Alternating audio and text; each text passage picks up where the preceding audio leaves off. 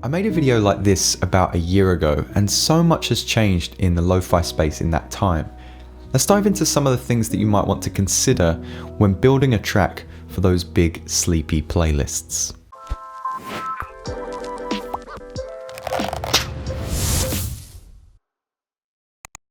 If we travel back a couple of years, the lo-fi scene was dominated by boom bap drums and detuned jazz samples. Of course, it hasn't been completely eradicated, but if you've ever submitted a track to curators, you'll notice that it's not really the sought after sound anymore. Now, bear this in mind, you should absolutely just enjoy the music you're creating. This whole video is aimed at those people that want to create tracks for those sleepy lo-fi focused playlists. Now, you only have to look at the lo-fi giants like Mondo Loops, Softy and Cult, all artists that I've featured on the channel previously by the way, to notice that they have a fair ounce of influence in the genre. But where are they getting their inspirations from? Of course, a lot of that inspiration is going to come from the playlists themselves and the curators who have the word on what kind of sounds they're after. Lo-fi is a genre that has practical purpose after all, so it's made for rest, relaxation and focus. So they're going to take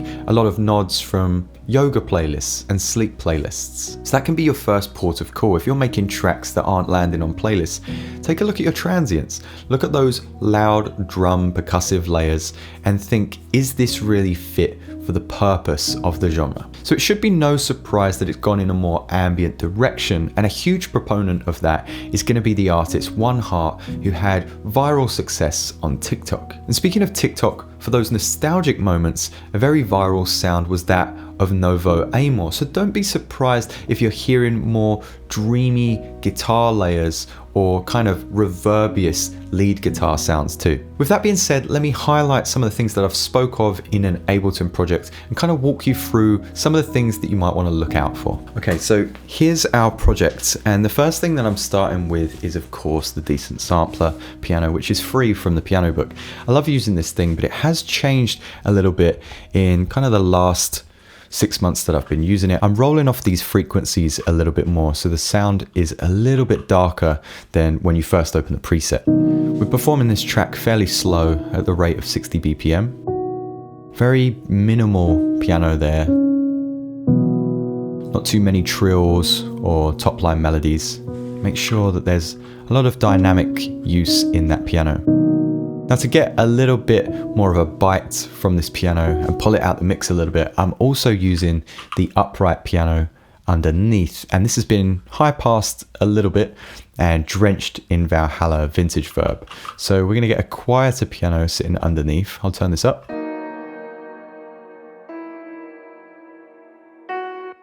And when we put those two things together, we get this sound. So it's a very kind of Twin Peaks sound from this lo-fi piano. Moving down, I would suggest you start sampling vocal pads or creating your own. I have a video up in the top right on how you can create pads from noise, and you can definitely apply that concept to vocals. For this example, I'm using Output's Arcade, which was originally coming in like this. I'll just show you the MIDI line.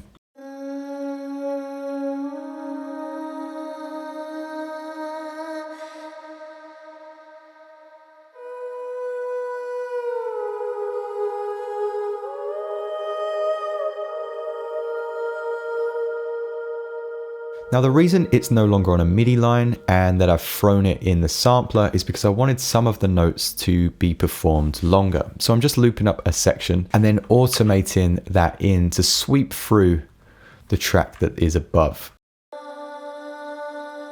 That's just going to play forward and then backwards, and that'll sweep through just here.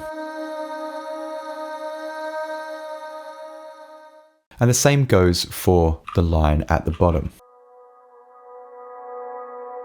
With this line at the bottom, I also have a little bit of EQ sweep in there, so we get a few more frequencies coming out. Now, the reason that I've done this is because when you use the samples in Arcade, sometimes they'll play other notes, the sample will cut off prematurely or not play for long enough or be too long in some places. So it's nice to have that control inside the simpler sampler. And finally, I'm topping off those paddy elements with the Think Signatures vocals that we have here, just using the preset And you can see that with this sample, I'm slowly fading it in a little bit and slowly fading it out. Just gives it a tiny little bit of movement with the auto filter frequency there, almost like you would mix, you know, kind of electronic strings, and that kind of just complements the vocals above.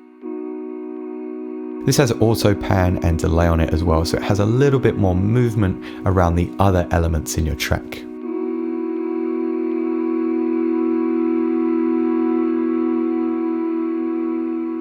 So if we put all of those elements together, you should get a nice sleepy soundscape.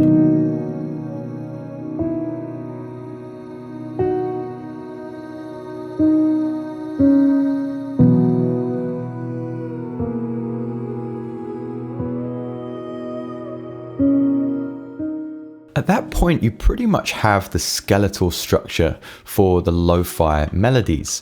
What we need to do is just create a top line melody, and we've been hearing a lot of reverbious guitar, and I've just used the Ample Sound semi-hollow guitar for this. You can use Ableton's guitar and bass from packs here, just need to download it for free from the Ableton website, but I'm absolutely in love with the Ample Sound guitar series, as you've seen on the channel and as you'll continue to see. I made sure that I applied reverb and delay in the preset itself, but if not, I would have done that inside Ableton. Just keeping this very simple. And after this line here, giving the guitar a little bit of a break as well, as you can see in the arrange page, having this little break where we can start to move in some new pads that we'll hear in just a second. And then we're going to return to this guitar line ascending, and letting that delay drift off towards the end of the loop. What I try to do is complement that guitar with some brushed bells.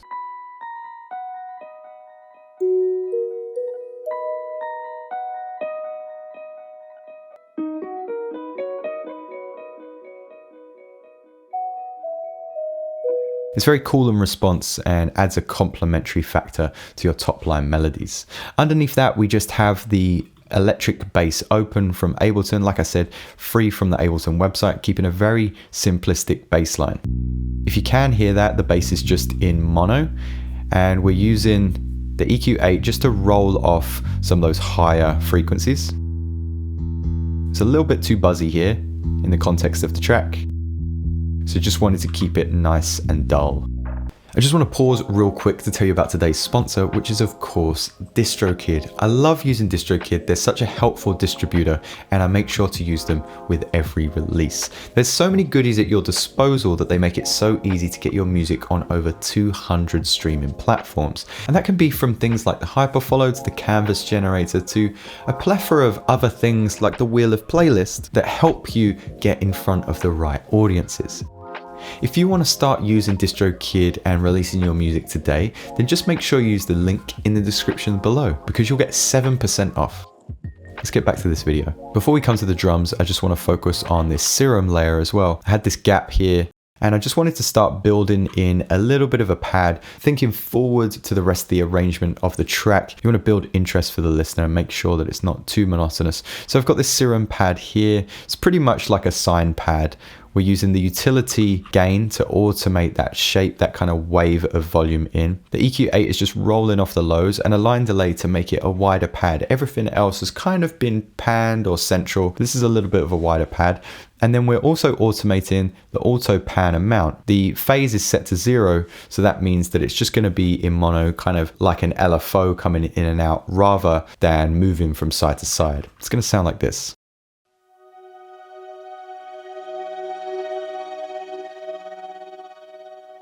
That generates a little bit more interest amongst those melodies. So let's look at the drums. I'm using pretty much the Komarebi drums and then some percussion from the Count, but you want to focus on creating these as almost like a heartbeat for the track, but they're not going to be these huge boom bap elements. We're not seeing as many hi-hats, but you can have a small skippy hi-hat in the track. I haven't included it in this project. I've got a very simple kick drum pattern that just lands on the 1, occasionally a little ghost note before the last downbeat of the loop. And with this particular kick, I loved it. It's super quiet. I haven't done anything to it. Docado has done an amazing job in creating this pack for us, and you can find it at Splice. So no EQ, nothing. Underneath this, I've got two sounds from Docado. One was a much longer percussive line, and I'm just using that as almost like a flam either side of my snare. So here's my little snare layer. And what you'll see is a lot of sounds are double clicked: warp, beats, transients, and the forward transient marker. And then you want to pull that sample back from 100% to something a little bit smaller. So it's just a click. I'm using it at 29% there. I'm noticing that a lot of sleepy lo-fi tracks now have no emphasis on the drums. The snares are either really reverbious, really low in the mix, or non-existent. So bear in mind when moving forward into 2023. Either side of this, I wanted some ear candy. So we've just got this little flammy snare here. So those two together sound like this. Just adds a little bit of imperfection, a little bit of humanness there. And then we've got the count percussion there. Again, this came from a much longer line. Originally, it was a much more open sample. Take that down. And then chopping that amongst our arrangement gives us this.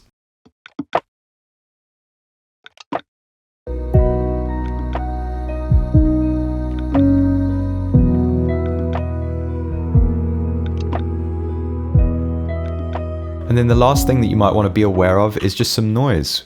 We got this from Mondo Loops. This is the Market Atmos. You can find that in one of his lo-fi packs. And that's just going to add a little bit of atmosphere there. I make sure that when I'm using any atmosphere, I roll off all the lows and get rid of any harmonics that might be involved in that layer. This was just kind of like a door hinge sound that was in the sample, but I could hear it kind of being a bit dissonant with my guitar, so I wanted to just scoop that out of the mix. So there we have it, guys. Don't just take my word for it. Make sure you do your own research. Do check out Lo-Fi Girls study playlists and also the Lo-Fi sleep playlists on Spotify, as well as our own Lo-Fi focus playlist. And make sure you check out Lo-Fi channels like Mondo Loops so you can get a better idea of what sounds to select. Thank you so much for always stopping by, and I'll see you next time.